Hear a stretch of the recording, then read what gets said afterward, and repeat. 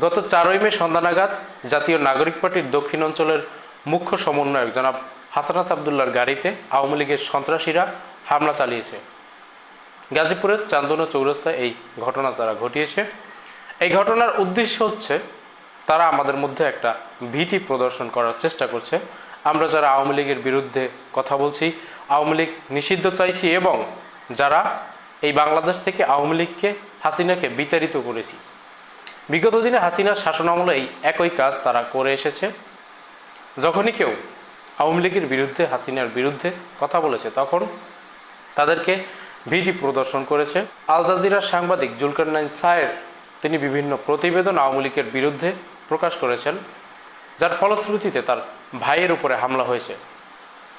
শামীম ওসমানকে কটাক্ষ করা হয়েছিল, যার ফলশ্রুতিতে সেই লোকের বাড়িতে ককটেল বিস্ফোরণ হয়েছে এবং বিভিন্ন জায়গায় রাস্তাঘাটে মানুষদেরকে ধরে পেটাতো আওয়ামী লীগের বিরোধিতা করলে। সেই একই ট্রিক তারা এখনও অ্যাপ্লাই করতে চাচ্ছে, আমাদের মধ্যে ভীতি প্রদর্শন করতে চাচ্ছে। তবে তারা ভুলে গেছে যে আমরা ভয়কে জয় করে নিয়েছি এই জুলাই আন্দোলনের মধ্য দিয়ে। আমরা যতদিন ভয় পেয়েছি ততদিন শেখ হাসিনা ক্ষমতায় ছিল। এই জুলাই আন্দোলনে আমরা ভয়কে উপেক্ষা করে গুলির সামনে বুক পেতে দিয়েছি। এখন আর আমাদের মধ্যে ভীতি প্রদর্শন করিয়ে লাভ নেই। তবে এখানে একটা অ্যালার্মিং সাইন রয়েছে, যেটা হচ্ছে এই যে চোরাগোপ্তা হামলা, এটা তারা আরও ধারাবাহিকভাবে চালিয়ে যাবে। তারা এটা জানাতে চাইবে যে আমাদের ক্ষতি করার চেষ্টা করলে, আমাদের নিষিদ্ধ করার চেষ্টা করলে, আমাদের বিরুদ্ধে কথা বললে আমরা তোমাদের উপরে হামলা করব। আমরা অনেকেই বলছি যে আওয়ামী লীগ এই কারণেই নিষিদ্ধ করা দরকার। আওয়ামী লীগকে আমি নিষিদ্ধ চাই। আওয়ামী লীগের মিছিল দেখলে আমার নিজের গাত্রদাহ হয়। যে আওয়ামী লীগ এই গণহত্যা চালিয়েছে, সেই আওয়ামী লীগ বাংলাদেশে রাজনীতি করতে পারবে না, তারা মিছিল করতে পারবে না। এমনকি আওয়ামী লীগকে যারা এখন সমর্থনও করবে, ভোট দেবে, জাস্ট এই গণহত্যার সাথে জড়িত ছিল না কিন্তু ভোট প্রদান করবে, তাকেও আমি ঘৃণা করি। কারণ আওয়ামী লীগ যে অপকর্ম করেছে, তারপর সেই আওয়ামী লীগকে যে সমর্থন করবে সে কোনো সাধারণ ব্যক্তি নয়, সে সমাজের ঘৃণিত কীট। আর তাই আওয়ামী লীগ নিষিদ্ধ চাইছি। কিন্তু আওয়ামী লীগ নিষিদ্ধ হলেও এই চোরাগোপ্তা হামলা চালানো বন্ধ হবে না। আওয়ামী লীগ নিষিদ্ধ হলে তাদের কিছু কর্মীরা ভিন্ন কোনো রাজনৈতিক দলে যুক্ত হবে, যেহেতু আওয়ামী লীগের ভবিষ্যৎ বলতে কিছু থাকবে না। কিন্তু আওয়ামী লীগের নেতাদের হাতে অজস্র টাকা রয়েছে, তারা সেই টাকা ছড়িয়ে হায়ার করে গুন্ডাদেরকে এই কাজে লিপ্ত করবে। মোট কথা হচ্ছে তারা এই বাংলাদেশকে স্বস্তিতে থাকতে দেবে না। হাসনাত আবদুল্লার উপরে এই যে হামলা, এটা তারই একটা অ্যালার্মিং সাইন। এখন এক্ষেত্রে করণীয় হচ্ছে আওয়ামী লীগ নিষিদ্ধ হোক কিংবা না হোক, এই চোরাগোপ্তা হামলার ক্ষেত্রে পুলিশ সবসময় পদক্ষেপ গ্রহণ করতে পারবে। এই জন্য আওয়ামী লীগ নিষিদ্ধ হতে হবে না।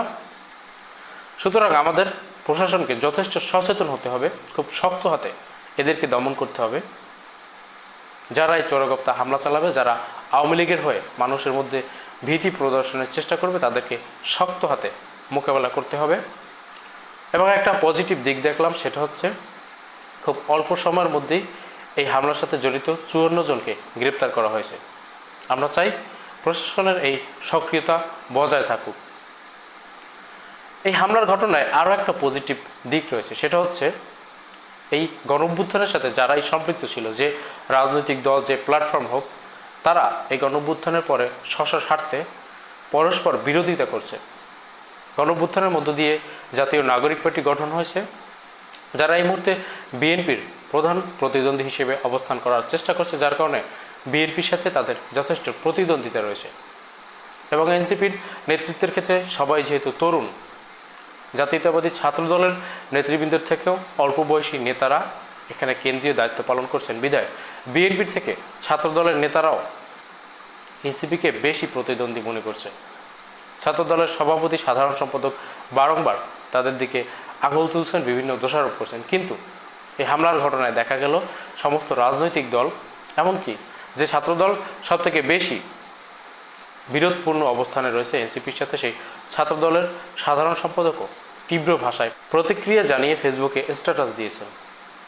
বিষয়টা হচ্ছে এই যে আমরা এই গণঅভ্যুত্থানের সাথে সম্পৃক্ত যে শক্তিগুলো রয়েছে, সেই শক্তিগুলো আমাদের রাজনৈতিক কারণে, আমাদের দলীয় স্বার্থে স্ব বিরোধী হয়ে উঠতে পারি, কিন্তু জাতীয় স্বার্থে এবং আওয়ামী লীগের প্রশ্নের ক্ষেত্রে আমরা সবসময় ঐক্য।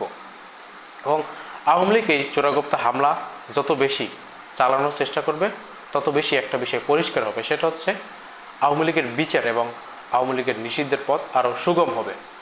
এই দাবি তখন আরও বেশি জায়গা থেকে উঠবে, আরও জনপরিসরে ছড়িয়ে পড়বে, আরও রাজনৈতিক দলগুলো সচেতনভাবে আওয়ামী লীগকে মোকাবেলা করার জন্য তাদের বিচারের দাবি তুলবে।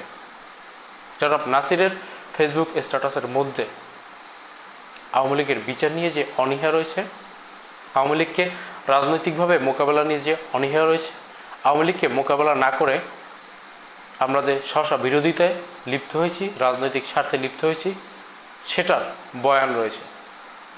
সুতরাং আওয়ামী লীগ আরও কেয়ারফুল হোক।